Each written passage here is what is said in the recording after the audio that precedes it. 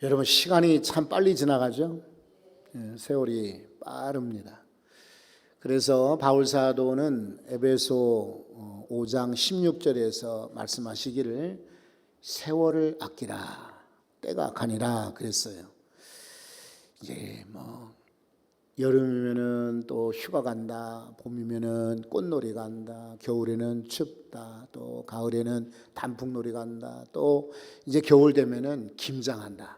성도들이 참 이유도 많고 핑계도 많고 참 많이들 빠지는 분들이 계시는데, 여러분, 예배는 하나님께 드리는 최상의 우리의 헌신입니다. 이런 헌신 말고 하나님께 복받을 길이 없어요. 그러니까 여러분들이 나는 이렇게 봉사하고 이렇게 헌신한다, 이렇게 나는 노력한다는데, 이거는 모르는 거예요. 뭘 모르냐면 하나님이 가장 기뻐하시고 가장 마음에 흡족히 여기시는 것은 우리의 수고나 노력이 아니에요. 예배입니다. 예배로 하나님께 영광 돌릴 수 있기를 바랍니다. 그런데 세월을 아끼라는 말은 다른 번역으로 기회를 사라, 이런 말이에요. 성경에 이렇게 다른 번역으로 그렇게 관주에 붙어 있어요. 기회를 사라? 기회는 저절로 주어지는 게 아니에요. 그냥 우연히 예배당에 왔더니 은혜를 주시더라. 하나님이 특별히 사랑하는 사람에게는 그런 극적인 순간도 있지요. 그러나 기회를 사라, 이 말은 기회를 내 것으로 만드는 거예요. 찾아가고, 기회를 산다는 것은요, 신경을 그만큼 쓴다는 거예요.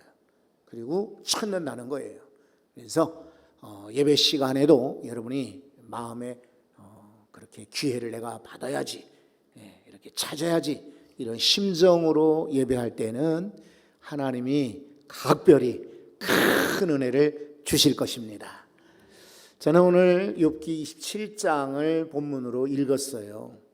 욥이 사중고를 겪었습니다. 이미 잘 아시지만은 다시금 한번 정리를 해보겠습니다.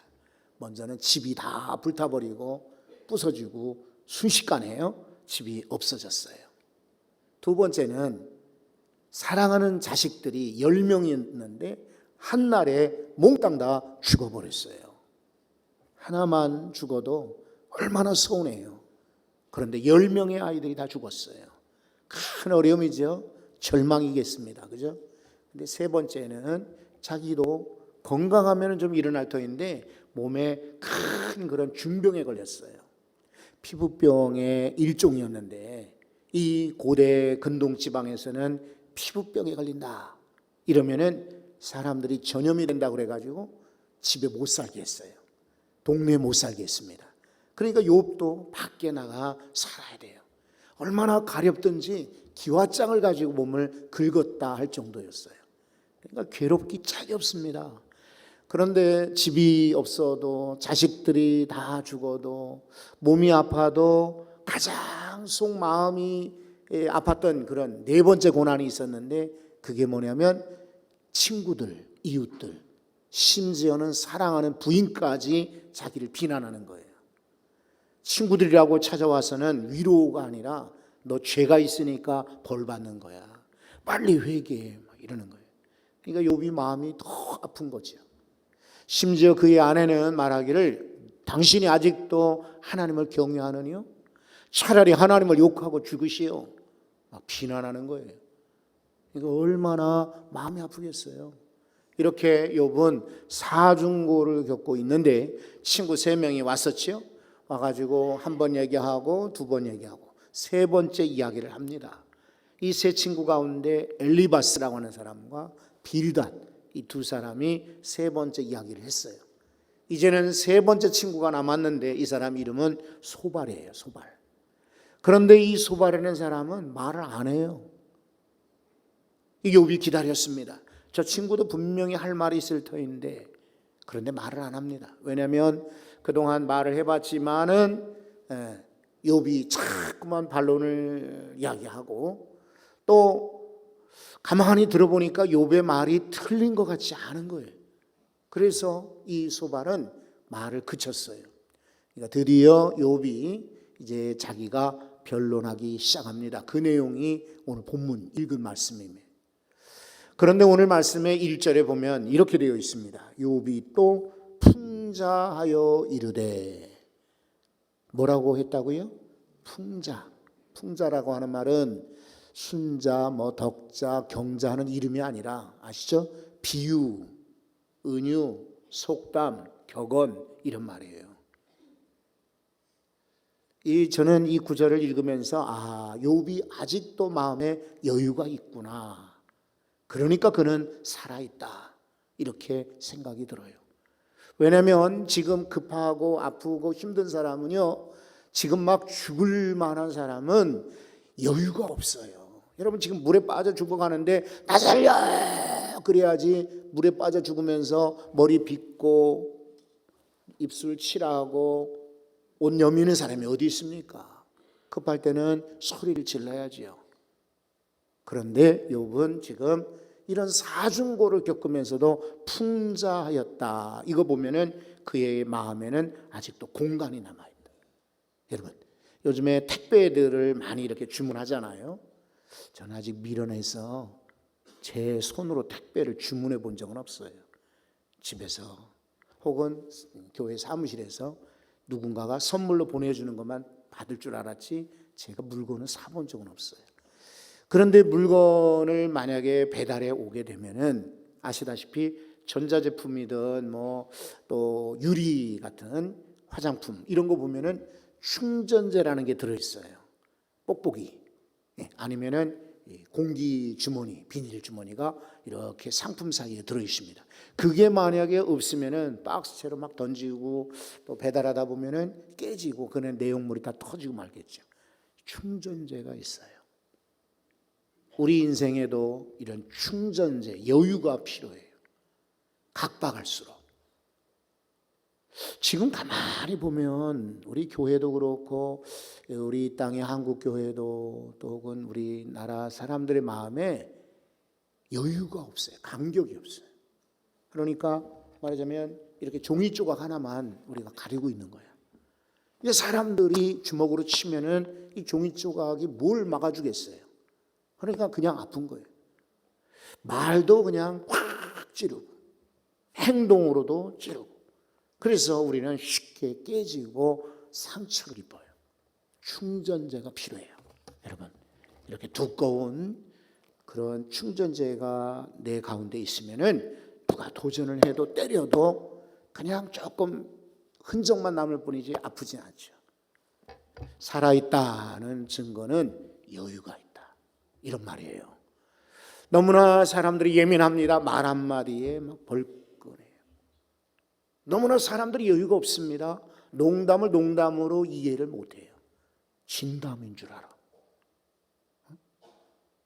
그래서 많은 사람들이 상처를 받고 그리고 속상해하고 시험에 들기도 해요. 여러분, 다른 사람들은 몰라도 오늘 이 자리에 나오신 저와 여러분 그리고 영상으로 예배하는 우리 성도들 모두 마음에 여유를 갖고 욥이 그렇게 힘들었어도 풍자할 수 있는 여유가 있었거든요. 누가 뭐라고 하든지 여유를 갖고 살아갈 수 있기를 바랍니다. 그러니까 2절을 한번 보십시오. 그러니 뭐라고 말합니까? 나의 정당함을 물리친 하나님. 하나님, 이거는 비유입니다. 풍자예요. 실제로 물리친 것이 아니라 욥이 생각할 때 하나님, 제가 정당한데도 불구하고 나를 물리치셨죠. 이런 말이에요. 이게 여유가 있으니까 하나님께 이렇게 따지기도 하고 그리고 원망도 하면서 이렇게 애교 아니면 어린 양을 피우는 거예요. 또 2절 계속 보시면 나의 영혼을 괴롭게 하신 전능자. 여러분, 하나님께서 전능자이신 하나님이 욥을 영혼을 일부러 괴롭게 했겠습니까? 그렇지 않죠. 욥이 느낄 때 하나님이 자기를 괴롭게 하시고 내가 정당한데도 불구하고 나를 물리치셨다라고 이렇게 여기는 겁니다. 욥이 살아있다는 증거이기도 합니다. 3절 보시면은 3절에 이렇게 되어 있습니다. 한번 읽어보실래요? 3절. 나의 호흡이 아직 내 속에 완전히 있고 하나님의 숨결이 아직도 내 코에 있느니라. 아멘. 여러분, 원래 유대인들이나 성경이 쓰여진 그 배경의 고대 근동 지방의 사람들은 호흡이 바로 생명과 사망의 기준이라고 봤어요. 지금도 마찬가지죠. 뇌사 상태에 빠졌어도 호흡이 살아있으면 그는 지금 살아있는 거예요. 그런데 아무리 다른 부분이 살아도 호흡이 끊기면은 그는 죽은 사람이에요. 그러니까 나의 생명이, 호흡이 아직도 내게 있다. 나는 살아있다. 그리고 특별히 여러분 기억하실 것이 하나님의 숨결. 이건 하나님의 기운을 말하거든요. 그리고 하나님의 영입니다. 영. 하나님의 영이 아직 내 코에 있다 그랬어요. 뒤로 이제 욥기 33장 4절을 한번 보겠습니다. 33장 4절 다 같이 한번 읽어보겠죠. 하나님의 영이 나를 지으셨고 전능자의 기운이 나를 살리시느니라. 아멘. 여기서 영, 기운, 아까 하나님의 숨결, 이 똑같은 말이에요. 루하흐, 히브리 말로. 이게 바로 하나님의 영입니다. 영. 구약에서는 하나님의 영, 신약에서는 성령을 의미합니다. 그런데 우리는 지금 호흡하고 움직이고 그리고 일하고 하면 다 살아있는 줄 알죠? 하나님이 보시는 기준은 그런 거 아닙니다. 살아있으나 성령이 없는 사람은 죽은 사람인 거예요. 여러분, 라오디게아 교회를 보세요. 이 사람들 벌거벗었는데도 불구하고 자기들은 아주 잘 입는 줄 착각하고 있어요. 벌거벗은 자. 사대교회를 한번 보세요. 사대교회는 이미 죽었습니다. 그런데도 자기들은 그냥 부자로 잘 사는 줄로 착각하고 있어요. 하나님의 영이 있느냐 없느냐의 차이입니다. 오늘 여러분이 혹시 세상에서 말하는 스펙, 나는 흙수저고 나는 배경도 없고 나는 가진 것이 없다 할지라도 그분이 성령님으로 충만히 채워지면 그 사람은 살아있는 사람이에요. 반대로 그가 아무리 세상에 자랑할 만한 자랑거리가 많아도 하나님의 영이 없으면 꽝, 소용이 없습니다. 고린도전서 2장에서 바울이 아주 잘 설명하고 있습니다. 비교해서 하나님의 영은 영으로 말미암아 분별하느니라. 영의 사람은 육의 사람은 영의 일을 분별하지 못하느니라. 육의 사람과 영의 사람의 차이가 뭐예요? 우리 모두는 일단 육의 사람들이긴 해요. 그 가운데 영이 들어온 사람, 성령이 지배하는 사람은 바로 하나님의 사람인 거예요. 살아있다는 증거는 숨 쉬고 내가 말할 수 있고 내가 반응할 수 있다, 팔다리 움직인다, 이게 살아있는 것이 아니라 그 속에 하나님의 영이 계시느냐 아니 계시느냐의 차이입니다. 오늘 예배하는 여러분, 하나님의 영으로 충만하시기를 소원합니다. 하나님의 영은요 지금도 우리 가운데 계세요. 우리가 받아들이기만 하면 돼. 여러분, 이 진열장 앞에 이렇게 보면은 사진들이 붙어 있고 때로는 이제 견본 음식들이 그 푸드코트 같은 데 가보시면 아시잖아요. 견본들이 붙어 있고 또 심지어는 보글보글 막 김이 나는 그런 만두 이런 것들이요, 군고구마 이런 것들이 이제 거리에서 팔아요. 그죠? 그런데 그거 내가 먹어야지 내 것이 되지, 구경만 한들 아무리 쳐다만 봐도 배부르던가요? 보기만 해도 배부르더라. 이거는 할아버지 할머니가 손주 먹는 걸 보고 하는 얘기지, 실제로 우리는 길거리에서 아무리 음식을 많이 들여다보아도 내 배에는 배부르지 않아요. 성령님에 대해서 지식으로 압니다. 공부해서 압니다. 많이 들어서 압니다. 교회 생활 통해서 압니다. 그런데 실제로는 성령의 사람이 아니에요. 왜? 체험하지 못하였기 때문에. 말투를 들어보면 알아요. 습관을 보면 알아요. 그분이 뭐를 좋아하느냐 취미를 보면 알 수 있어요. 자, 여러분 그제 찬송을 부를 때에 난 정말 마음에 감동이 든다, 눈물이 난다, 그리고 나도 모르게 마음에 참 막 은혜가 솟는다. 그거는 영의 사람의 특징이에요. 누군가가 아프대, 누군가가 심히 병들었다네. 이럴 때 우리 마음이 나도 그 사람의 가족과 같고 내 형제와 같이 느끼고 그런 안타까운 마음이 든다. 그렇다면 여러분은 영의 사람이에요. 그런데 아무리 뭐 장래가 있어요, 뭐 또 누가 아파요, 누가 힘들어요, 그래도 감동이 없어요. 단언컨대 영의 사람 아니에요. 이거 바꾸셔야 됩니다. 하나님의 영으로 가득 채우시기를 소원합니다. 너무나 많은 사람들이요, 주님 말씀하신 것처럼 시장에 나가 피리 불어도 춤추질 않습니다. 강단하고 사실은 회중석하고 거리가 여기 얼마 안 돼요. 여기 10m가 되려나? 성가대에서 같은 경우는 뭐 3m, 4m밖에 안 돼. 그런데 종종 생각할 때 저 100m가 뭐예요? 한 1km쯤 떨어진 것 같아. 그렇게 전하고 이렇게 우리가 믿어야 됩니다라고 하는데도 전혀 미동이 없다면 우리는 영의 사람이 아니에요. 여러분, 다시 한번 강조하거니와 하나님의 숨결이 있는 사람, 전능자의 기운이 있는 사람, 그래서 그 기운으로 말미암아 사는 사람이 실제로 살아있는 사람이다. 성령의 사람 되시기 바랍니다. 5절 말씀을 읽으려고 합니다. 5절 말씀은 조금 이렇게 죄송하지만 제가 정말 나는 이렇게 살고 싶다, 내 좌우명이다 하고 싶을 정도로 마음에 와 닿습니다. 한번 5절을 다 같이 보실래요? 읽읍시다. 나는 결코 너희를 옳다 하지 아니하겠고 내가 죽기 전에는 나의 온전함을 버리지 아니할 것이다. 아멘. 자, 이거는요, 절대로 사람들을 인정하지 않겠다는 말 아니에요. 오해하지 마세요. 이거는 풍자로 이야기한다고 1절에서 이미 이야기했잖아요. 당신들이 옳지 않겠다, 이게 아니라 그 후반부에 방점이 있습니다. 후반부. 그러니까 5절 앞부분보다는 후반절을 이해하셔야 돼요. 내가 죽기까지 내 안에 있는 온전함을 버리지 아니하겠노라.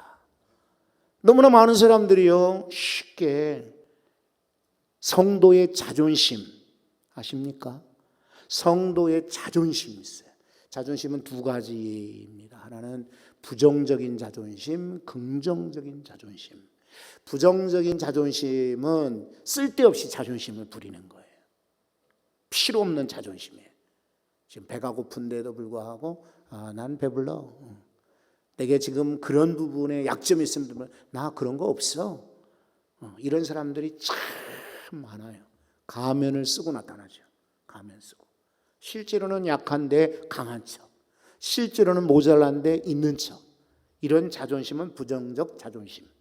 근데 우리 그리스도인들은 하나님이 함께 해주시는, 하나님이 인정해 주시는, 너희는 내 자녀야, 하나님 나라의 제사장이다, 나는 너희를 택했다, 너희는 우리의 제사장 나라다 하는 이런 신적 자존심, 이거 너무나 쉽게 무너뜨려요.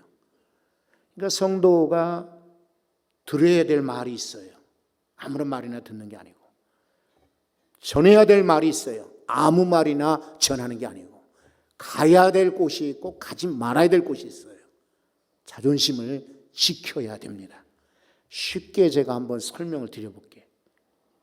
제가 예전에 평택에, 지금 한참 말 많은 그 기지 있잖아요. 그 평택 기지에 제가 군목으로 있어요. 근데 영등포에 볼 일이 있어. 누구를 만나러 왔다가 통일호쯤 되는 것 같아요. 왜냐하면 이 군목들에게 이렇게 TMO라고 그래서 그 옆에 가면은 군인들이 책상 하나 놓고 티켓을 줘요. 공무로 나갔다 올 때 무료로 기차를 타도록. 그거는 이렇게 새마을같이 고급 열차는 아니지만은 웬만한 2등 칸 정도는 다 타요. 그래서 이제 영등포역에서 평택까지 기차를 타고 내려가는 길이에요. 영등포역에 제 자리에 앉았는데 제 앞에 젊은 군복을 입은, 제복을 입은 두 사람이 제 앞에 서는 거예요. 그런데 저는 지금 공군 군목입니다. 공군 부대에 있었어요. 근데 이 아이들은 보니까 공군 사관학교 생도들입니다. 이렇게 짝대기 하나는 1학년이라는 뜻입니다. 1학년짜리 둘이 이제 막 입소해가지고 얼마 안 됐겠지요. 이 아이들이 지금 서울에서 어디를 가는지 모르지만 이게 열차를 탄 거예요. 사각형 그 독수리 마크가 그려진 공군사관학교 마크 그려진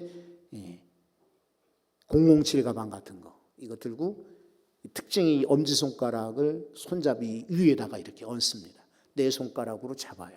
이렇게 돼 있어요. 이렇게 딱 잡고는 의자를 붙들고 덜컹덜컹 하는데 가는 거예요. 근데 거기 빈자리가 많아요. 그래서 제가 그랬어요.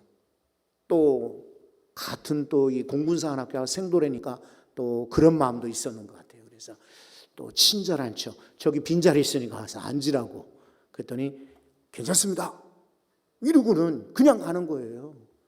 미련하게 생각됐어요. 그래서 평택에 내려서 나중에 부대 들어가 사관 출신 간부에게 제가 물어봤어요. 영등포역에서 사관생도 둘을 짝대기 하나짜리 만났는데 까투리군요. 그래, 까투리. 얘네들 하는 말이 독수리 되기 전에 꿩새끼 있잖아요. 까투리. 1학년이라고 까투리라고 부른대. 그러니까 까투리 둘이 이렇게 가방 들고는 그냥 덜컹덜컹 서서 가더라고요. 그랬더니 이분이 하는 말이 걔네들은요 학교에서 그렇게 교육받은 거예요. 바지에 주름이 있으면 안 된다. 바지에. 그러니까 못 앉게 하는 거예요. 그러니까 얘네들은 주름이 생길까 봐 앉지 않고 지금 대전까지 그러고 서서 가는 거예요. 1학년짜리 사관생도들도 자기의 규율을 따라 자신들의 규칙을 따라서 이거 구겨진다. 그러니까 앉을만 한데도 서서 가요. 우리 성도들은 사관생도 비교할 수 없는 놀라운 신분의 소유자들입니다. 우리가 어떤 사람들입니까? 예수님의 피값으로 구원받은 우리들입니다. 감히 하나님의 자녀인 우리입니다. 그런데 세상에 어디 가서 채통을 지켜야지요. 아무데나 가요? 아무거나 먹어요? 아무 사람하고 사귀입니까? 천만의 말씀이에요. 그리스도인의 자존심이 있어요. 그리고 아울러 사랑하는 성도 여러분, 우리 평화교회 전통 있는 교회입니다. 아까 장로님께서도 50년 이야기하셨잖아요. 기도하시면서. 그런 교회의 권사님쯤 되시고 집사님 되시고 장로님이 되신다면은 여러분 자존심을 가지시길 바라요. 살아있다는 것은 직분이 절대로 아니에요. 말할 수 있다는 거 아닙니다. 들을 수 있고 걸을 수 있다는 거 절대로 아니에요. 저분은 누가 봐도 인정할 만한 성도구나. 예? 직분자구나. 그게 바로 살아있다는 증거예요. 여러분, 나 죽기까지 온전함을 결코 버리지 아니하리라. 어때요? 이런 각오를 가지고 온전히 하나님 앞에 점없이 흠없이 나아갈 수 있기를 바랍니다. 또 하나 6절 말씀을 드려봅니다. 6절도 다 같이 한번 읽어볼까요? 내가 내 공의를 굳게 잡고 놓지 아니하리니 내 마음이 나의 생애를 비웃지 아니하리라. 아멘. 앞에 부분은 그냥 동일한 말씀이니까 지나가고 뒤에 부분의 말씀을 보시면 내 마음이 나의 생애를 비웃지 아니하리라. 주변에서 볼 때 욥은 불쌍하기 짝이 없습니다. 집도 하나 없지요. 쫓겨나 밖에 살지요. 몸은 아프지요. 자식들 다 죽었지요. 아내까지도 비난하지요. 친구들도 조롱하지요. 이 사람에게 소망이 없습니다. 그런데 욥은 말하기를 나는 그래도 내 생애를 비웃지 아니하리라. 여러분, 너무나 많은 사람들이 우리 성도들 스스로 자신을 낮추고 있습니다. 하나님 앞에서는 철저히 낮춰야지요. 그러나 그렇다고 여러분 내 인생까지도 보잘것없는 존재로 추락 왜곡시키거나 또 낮추지 않기를 바라요. 왜냐하면 하나님께서는 우리를 좋은 귀한 자로 여기시고 세우시며 뽑으셨어요. 그 하나님의 손길, 은혜를 생각하면 우리는 하찮은 존재가 아니라 다 존귀한 존재들입니다. 근데 얼마나 많은 사람들이 어리석게도 자기 자신을 낮추는지 몰라요. 보잘것없는 쓰레기처럼 취급을 합니다. 오물처럼 취급을 합니다. 절대로 그렇지 않아요. 여러분, 시험이 지나면 너무나 안타깝게 수험생들 가운데 여럿이 자살을 합니다. 부모들이 기를 쓰고 돈을 붙여서 유학을 보내놨는데 아이들이 자살하는 이들도 많이 있습니다.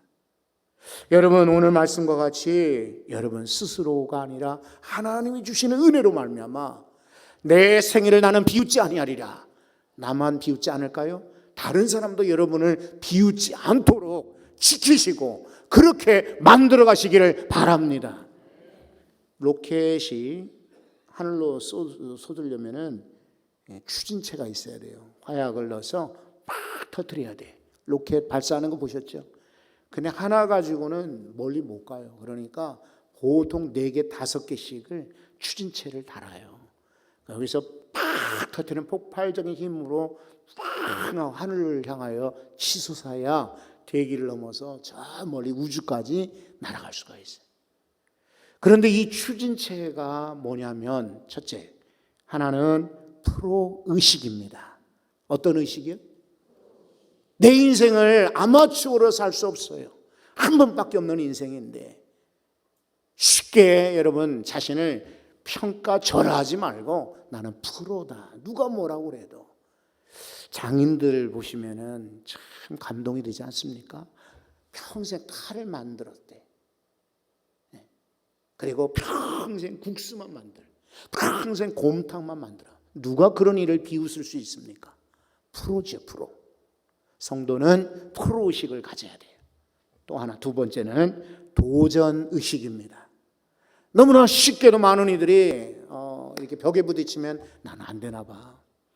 여기 이제 우리 수험생들도 그런 자녀들이 혹시 있을지 몰라요. 그러나 도전, 이거 해볼 만한데? 저 같으면 그러겠어요. 이렇게 좀 어려운 일이 있으면은 아유, 난 이건 내 것이 아니야. 이렇게 도망가지 않아요. 해보는 거지. 여러분, 해보는 거지. 아니에요. 도전해보는 거지. 그게 살아있다는 증거지. 아니, 도전도 해보지 않고 포기한다면 그 사람이 어찌 살아있다고 말할 수 있겠어요? 세 번째 추진체는 독서의 힘입니다. 독서. 책을 많이 보셔야 돼. 여러분, 뉴스나 신문, 인터넷 막 가짜 뉴스 그걸로 시간을 보내는 사람들은 아까운 거예요. 그러지 말고 책을 많이 보셔야 돼요. 독서의 힘, 이것이 나를 세워주는 놀라운 추진체가 돼요. 네 번째, 끈기의 힘입니다. 한번 따라서 보세요. 끈기의 힘. 많은 사람들이요, 순간순간 반짝반짝 일하다가 시들해져요.